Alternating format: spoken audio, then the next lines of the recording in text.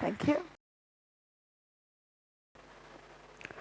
So when I was this little girl, I got extremely excited by the way we can actually hold a pen in our hand, right? So I wanted to write. Except that, I wanted to write with both my hands, be an ambidextrous person. But then they said, you should probably not do that because a jack of all trades is a master of none. And then I moved on. It was time to go to school.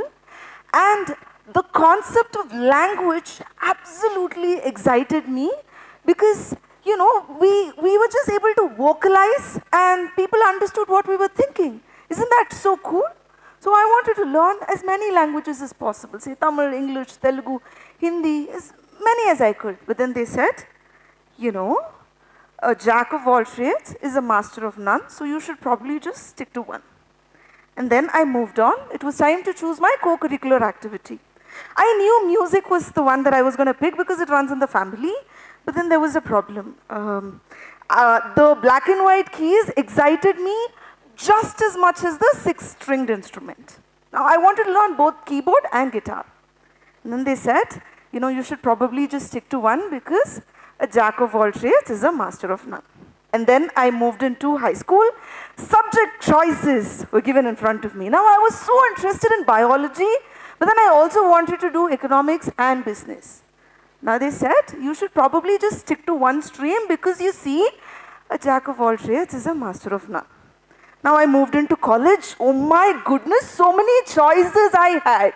Now I wanted to be the university rank holder, but I also wanted to do 2-3 internships at the same time.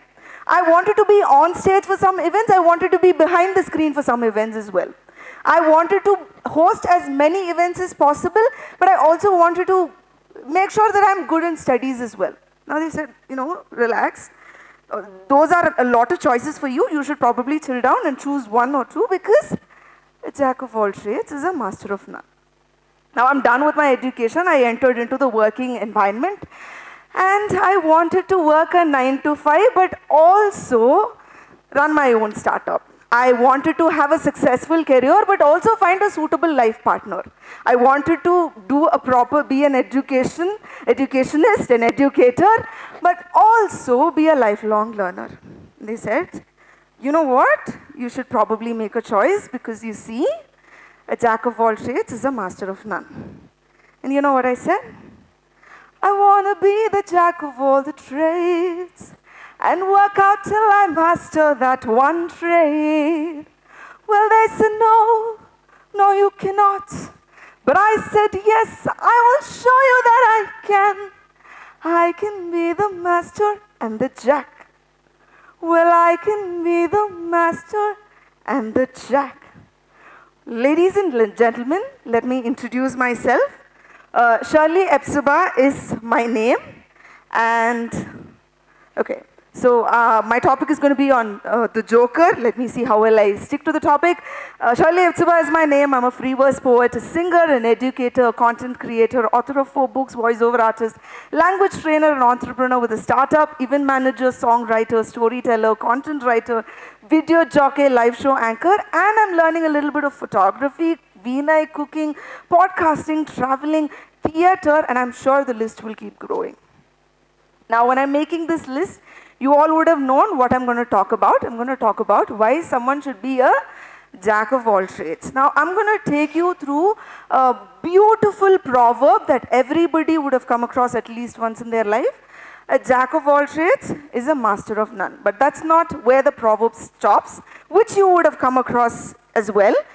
But oftentimes, better than a master of one. A jack of all trades is a master of none, but oftentimes better than a master of one. So this is exactly why we should be trying out as many things as possible. And I consider myself with a mastery in education, so I'm going to take you through a few teaching pedagogies that make sure the students are trained in multiple skills as well. So some of the pedagogies are, before I take you through the pedagogies, I have a few scenarios that I want to put you all through as well. Okay. Now imagine there's a father of the family, right? Now he comes inside and he says, okay, listen, I'm a master of the job that I'm doing, so I'm going to make sure that I do my job properly. The house will take care of itself. Do you think that's going to work? No. No, the father has to make sure that he knows how to run the family, he has to be available for his kids. So he has to know how to balance several skills as well. Let's imagine there's a team leader. Now the team leader says, okay, listen, I am the master of digital marketing. So I'm only going to focus on the digital marketing session of this project. The rest of the project will take care of itself. Do you think that's going to work? No. As a team leader, the person should be able to look into every nook and corner of the project, right? So again, the person is expected to be a jack of at least some good trades. Now imagine you're all my students and I'm entering into this place, I'm being your teacher, I'm going to say, okay, listen up everybody, you all can master only one skill in your lifetime, so I'm only going to teach you one skill for your life. You all will question my profession and even probably throw me out of the window if that was possible, right? So again, for life, balancing as many skills as possible is very, very important. Now as promised, I'll take you all through a few learning pedagogies. Some of the pedagogies are project-based learning.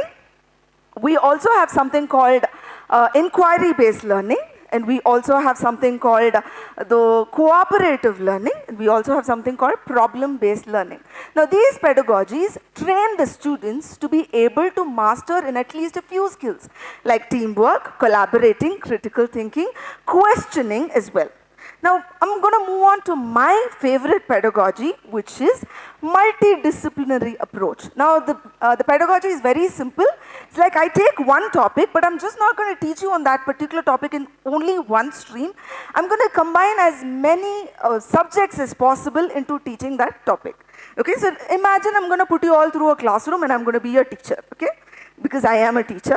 So, I'm going to take you all through a global perspectives class of World War II. Now, if I'm going to teach World War II, based on the multidisciplinary approach, I'm going to take you all through several subjects. Like say, we'll start with history. Okay, so what exactly happened?